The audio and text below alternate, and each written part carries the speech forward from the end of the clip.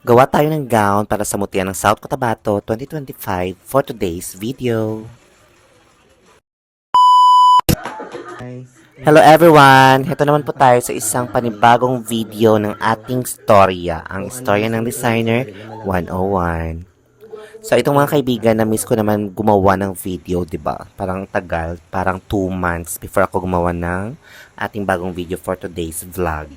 So ito nga, naimbitahan tayong gumawa ng gown or napili tayo ng isa sa mga contestants ng Mutya ng South Cotabato 2025 na tayo ang gumawa ng gown para sa kanila.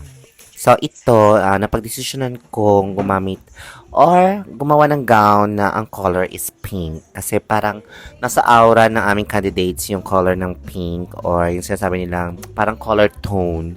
So yung pink yung naisipan kong gamitin na kulay para sa aming candidate. Sa video ito guys, maipapakita ko sa inyo kung paano namin ginagawa yung mga gowns or itong gown na ito. So ito po ay fully hand beaded and kailangan ng maraming tao para sa paggawa nito. So dito, magpapafitting na ako para sa aming candidate. And it takes like 1.5 hour from my town to Coronadal City para magpa-fit. So, ito yung aming candidate si Julian, guys. So, di ba? Napakaganda ng kanyang tindig, di ba? Beauty queen na beauty queen. Matangkad, slim. Oh. And ayan, binalik na namin sa shop kasi kailangan namin siyang ipagpatuloy at tapusin. So, parang 1 week na lang ata ito or 5 days. Hindi ko lang sure. So, ayan. Yan na yung mga details. Pero ang dami pa rin dapat ilagay. Kasi, para sa akin kasi, my aesthetic is yung maraming details or maximalist. Ganun. So, dyan, tinutulungan ako ng aking yobo, si Sumiyu. Kasi kapag morning, yung mga staff ko, and then, nagpapaiwan kami kung evening para magdagdag ng mga details sa mga gawain namin. Sa mga gowns or sa other orders sa shop. So, ayan, ako naman dyan, nagdadagdag din ako ng detalye. And then, tatahi na ako nung kanyang reveal. Yung concept pala ng Mutiya ng South Cotabato para sa evening gown is dapat may reveal siya. So, yung naisipan ko is actually dapat roses siya. Roses na pink na gagawing reveal. Pero sabi ko, I know na maraming gagawa ng rose. So, para sa akin, gagawa na ako ng butterfly. Kasi, parang gusto ko yung meaning ng butterfly. Yung sinasabi lang, metamorphosis. Kasi naman, ang aming candidate is, retaker siya para sa Mutya ng South Cotabato. Kasi, nag-join din siya last 2022. So, ito, parang akma yung butterfly for her. Parang it's a metamorphic, yung parang development or ganon. Basta ganon. And dyan, tinuturoan ko yung staff ko to paint kasi kailangan ko i-delegate yung task kasi hindi pwedeng ako lang yung gagawa at kulang na din yung time. So, kahit hindi perfect yung paglagay ng black, kailangan na talagang ilagay and then i-correct ko lang din later. So, ayan, pinipaint namin siya and then after nyan is lalagay namin siya ng mga beads and acrylics. Yung paggawa po ng gown para sa pageant guys, hindi po talaga madali. So dito mo makikita nyo, hindi yan siya talaga ginagawa lang ng isang tao. Or kaya naman siyang gawin ng isang tao, pero syempre yung output is maaring simple lang or maaring hindi mailagay lahat ng details. So I need manpower para ma-finish yung idea ko na gustong gawin para sa gown. So ayan, medyo nakikita na po natin yung details ng butterfly. Pero meron lang ko agam-agam na I think like the color may not be matched doon sa gown. And then, pinesent ko ito sa team. Pinakita ko sa team. And gusto naman nila na dapat dark yung reveal or yung cape para at least hindi siya the same yung color with the gown. O, diba? So, ayan, late na kami nag-fitting niyan. And then, there will be 2 days na lang na remaining para ma-finish namin or ma-fully furnish namin itong gown. So, ayan, practice muna si Julian para kung ano yung magiging emote niya sa stage ng gown. And this is our team, si Sir J. Ron, and then the other guy, I forgot the name, and then nasa back si Fiona. So, thank you so much sa team na nag-trust sa akin na ako ang gumawa ng damit ng aming candidate.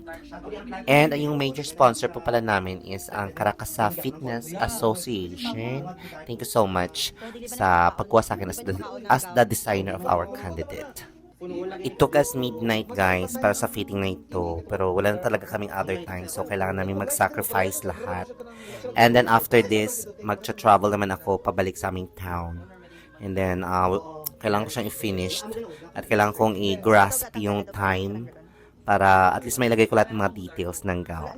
I think na-imagine naman lahat ng team kung ano maging output, and they are satisfied naman. So, ayan. So, let's prepare and go home later. Ibilin mo sa kamot mo. Oo, mga 5 seconds. Dilihan siya ko. Tapos, Ay, tanggal siya. tanggal pa naman yung kakadamuon din. Ano? Ang iyang ako. So, hindi. Ay, dapat attach daw siya sa gown. Pwede mo pa matanggal. So, yung isa- Pwede matanggal? Opo, pwede po. Basta hindi lang daw po. Ibilin. Hindi pa ibilin? Oh, mahuli. Yan, hindi. Number 7.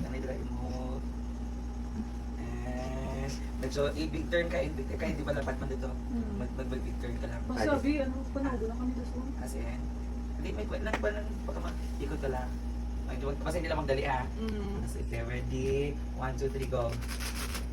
And, nandun ka bloom na, And then, okay.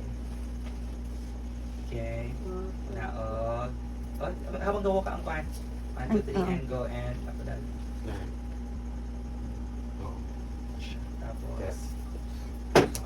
Tapos dito na ito, show ka na dahil. Ang pageant ngayon guys is talagang madugo. So, kailangan meron talagang rehearsals ng mga damit, ganun. Unlike before na parang kailangan mo na i-provide and then yung candidate yung bahala, di ba? Ngayon, sobrang dapat madetalye at dapat sobrang prepared. So, ganyan yung ginawa namin and medyo kulang nga din yung time for another practice pa. But so far, na-pull out naman yun ni Julian on stage. And ayan na, naibalik na yung damit sa shop at kinaumagahan. Almost ilang tao bang gumagawa? I think 6 na papalit-palit lang. Kasi meron dito sa damit and meron din doon sa cape outside. And then I also help na lang din the staff. As you can see guys, these people are my staff and my angels. And thank you so much for them. Kasi kapag wala sila, hindi talaga ito magiging possible. So, sometimes, yung payment din sa gown, dahil sa sobrang dami ng details, guys, if makikita nyo, sobrang busog sa detalye. Kapag, nagtataka ang mga clients sometimes, bakit medyo mahal, ganun. Kasi naman, makikita naman talaga na inilagay lahat nung designer doon para sa materials ng damit. So, ayan. Naglagay din ako dyan, guys, ng mga butterfly na nagmo-move. Kasi I want my gown to have like a movements, ganun. So, ayan. Medyo kulang pa rin ng detalye, guys. And then, I have, one night, and then, kinabukasan, parang pwede pa sa morning kasi the event will be in the evening. So, pwede pa siya till afternoon, and then babiyahe na naman ako ulit papuntang Coronadal City. So, ito na po yung reveal natin or yung cape natin for the dress, and siya, medyo avant-garde siya, pero I really like it. Kasi parang medyo may dating siya na drama-drama, ganun. So, this is it. Naglalagay na lang ng mga butterflies sa bottom ng skirt. And then, everything will be perfect for what I envision para sa gown. So, ayan. Laban lang tayo. For the information of everyone, ang mutian ng South Cotabato talaga, guys, is parang isa sa pinaka inaabangan namin na pageant, lalo na kami ng mga designers from Soc Sargent area, na ito talaga yung parang isa sa avenue na kung saan ipapakita namin yung galing namin as a designers, and nakaka-pressure hindi lang sa kandidata kundi para din sa amin na designers. So, dito na part, guys, naglalagay na kami ng mga acrylic and stones. And then, guys, maliban dyan, ang dami ko rin talagang deadlines. Hindi lang para sa pageant na ito, and then yung other pa na ginagawa. So, sometimes, nagmi-mix siya, or nagsasapaw siya. So, kailangan natin talagang mag-double time. So, ayan, ito na. Ito na yung a day ng pageant. So, pagka-afternoon nito is babiyahe ako. So, ayan. Kailangan ko talaga silang i-manage na matapos ito on time. Ayan, dahil marami pang butterflies, ilalagay na din natin dito sa ating reveal para meron din siyang pa-butterfly na movement. Ganun. So, ayan, I think I love the color kasi nilagyan ko na din na yung pink na mga sequences dyan. It adds up to the beauty of the revealer. Tapos ito, gagawa ako ng parang wings doon sa zipper na part area para kung tanggalin yung cape, hindi rin siya chismis. So, parang meron ding details. So, ayan. It's parang on the spot na imagination sa naman natin yan na maglalagay tayo doon. Ayan. So, ayan. Fixing na. At medyo malapit na din talaga matapos. So, this is the result of the gown, guys. Sa Mindanao, hikay go fierce ng guideline Namatin, original gawang sukat pambihira Sa bawat dahi at himay Kasaysayan nagbubulay Mga kulay na mainam Gandang likas to ay tamtam Yung gustong umanda Nagawang flores ka Oo, wag magkalinlangan Yung gustong umanga